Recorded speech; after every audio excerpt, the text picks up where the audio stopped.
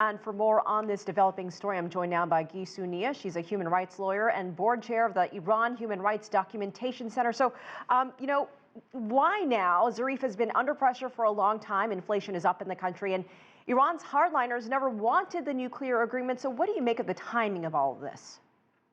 Well, there's a lot of speculation right now around the timing. There's been rumors and allegations dating back to this past October saying that Zarif has tried to resign quite a few times, but that this is the time that he's made it public, and so there's no turning back.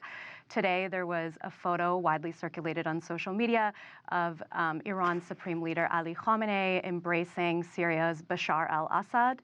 The head of the Quds force in Iran, Qasem Soleimani, was also there, as was President Rouhani, and allegedly Zarif was not invited. And so a lot of people are speculating that this may be the final nail in the coffin for him, and that Iran's record in Syria and what that says about him as foreign minister and him not being invited might have been the immediate impetus for this announcement today. Yeah, a very curious picture, as you mentioned, with all the players without Zarif involved. What are the geopolitical implications of that in the region? I mean, there's a lot of discussion around how Saudi's role in Yemen is sort of analogous to Iran's role in Syria. And it's just something that Iran can potentially not recover from, their role in supporting Bashar al-Assad. And I think that these are things that are weighing on Zarif's mind. And he did double down at a conference last week, the annual Munich Security Conference, really defending Iran's ballistic missile program, defending its actions in the region. So, outwardly, there's no indication that these things were troubling to him, but it's a hard area to navigate for a foreign minister who's also trying to save the Iran nuclear deal and trying to forge ahead with the European powers who have remained signed on to the deal. A lot to get to here. Is it possible that Iran's ruling clergy will not accept his resignation? Well, there's a bit of a debate right now as to whether or not Khamenei has accepted the resignation and also whether President Rouhani has accepted the resignation.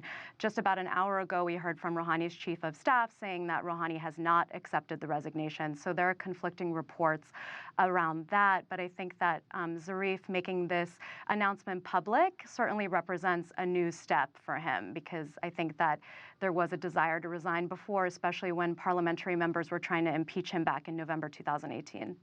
And if Zarif is out, will Iran continue complying with the Iran nuclear agreement, the JCPOA?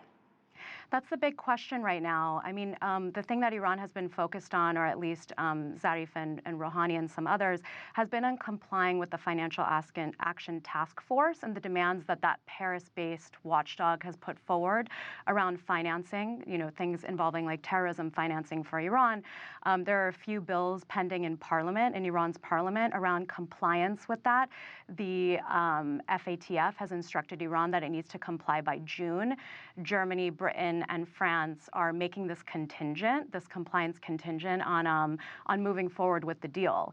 And there has been some resistance from some parliamentary hardliners who see this as a way where they would no longer be able to support Hezbollah, and that's a sort of red line for them. So if Iran cannot comply with FATF, there's a big question around whether or not there's going to be a non-dollar trade agreement with European powers moving ahead now that the U.S. has pulled out of the deal. Well, how do you think the U.S. and Israel will be reacting? How are they reacting to this news? With the current U.S. administration, I think that their position often can be similar.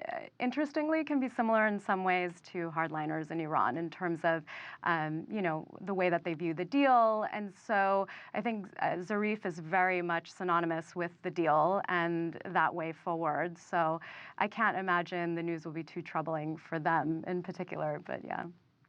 And what do you make of the method in which Zarif announced this resignation on Instagram? He's actually more active on Twitter, tweets quite a bit. And the fact that this dropped around midnight local time and just what the message was, it's just all so unlike him, really.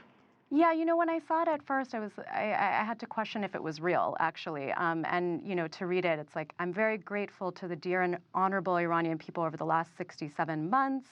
I sincerely apologize for the incapacity to continue serving and all the shortcomings during the service. Be happy and proud. So it's a very sort of apologetic message. There's obviously no substance as to what the reason is for why he's resigning, and he picked Instagram as a visual platform to announce that.